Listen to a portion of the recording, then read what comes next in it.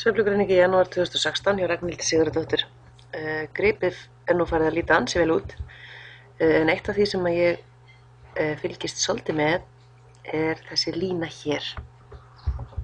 Við sjáum að hnúinn þinn aðeins hérna út í loftið, sem svona vísbending það að kylfan sé ekki alveg nógu mikið í fingrunum. Hún sé komin svolítið meira inn í lófan heldur en við viljum hafa hana. Þannig að við skulum kíkja á þetta þegar ég hitti þig. Og þetta er svona bara herslu munurinn af því að þetta hljómar nú mjög samfærandi að horfa á það. Ef við horfum á þessa línu hér, að þá er hún líka ætti að vísa aðeins meira yfir á öxlina. Hægri höndin er bara nokkuð góð og þegar vinstri höndin er komin á sinn stað þá er þetta örugglega bara allt eins og það á að vera. Kíkjum á uppstillinguna.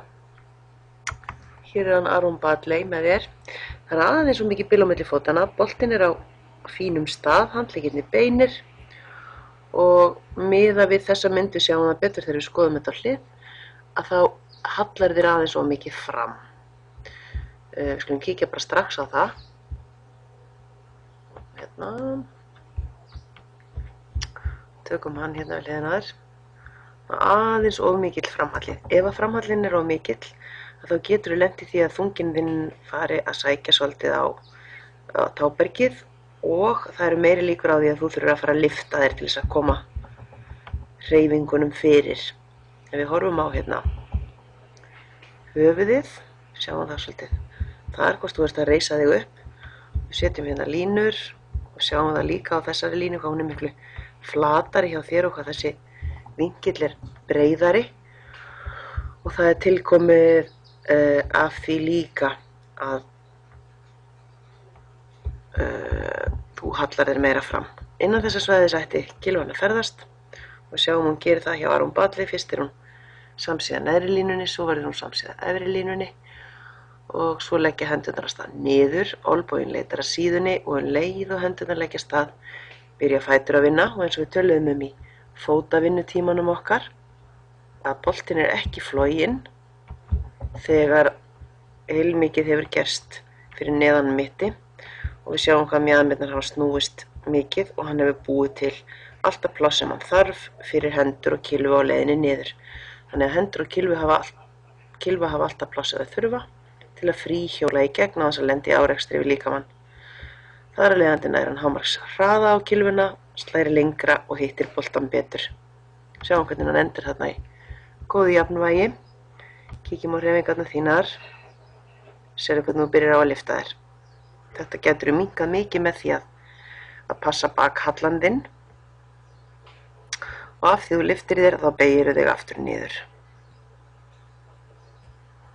Sem að getur skapað töluverðan óstöðugleika. Að öðru leyti er snúningurinn bara nokkuð góður á leiðin aftur.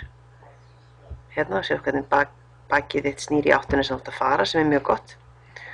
Og fæturnir vinna líka á leiðinni fram sem er frábært. Við skulum kíkja aðeins betur á hreyfingarnar framan frá. Hérna. Byrjum á að skoða hann. Kíkjum á þetta hér. Setjum á okkur geislabaug. Sjá, hann þarf í rauninni ekkert annað að gera heldur en að snúa sér. Þetta er afskaplega lipurt og fínt en þetta gripi gott hjá honum. Þessi hámarks vídd í ferlinum á leiðin aftur. Sjá hvernig þú lyftir þér. Hún leiðir pínu seinu í gang og það getur komið til ef að þú heldur fast sem þú gerir stundum. Handleggurinn beinn, það er gott.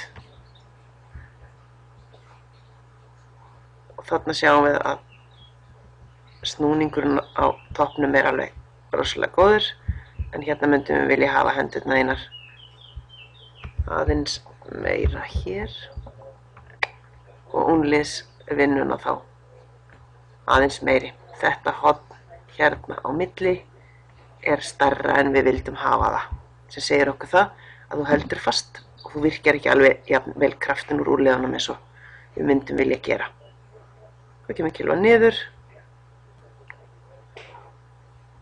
höfuðið kjurt, fæturnir vinna, fullt af flottum hlutum sem þú ert að gera. Ef við tökum þetta saman,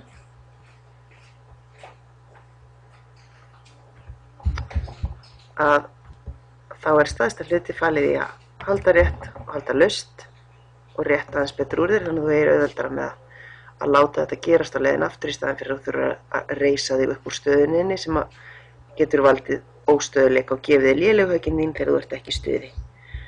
Annars gaman að sjá hvað þú ert búin að bæta þig mikið og það verður skemmtilegt að fá að fylgjast með þér í vetur og eins næsta sumar gangi þér sem allra best.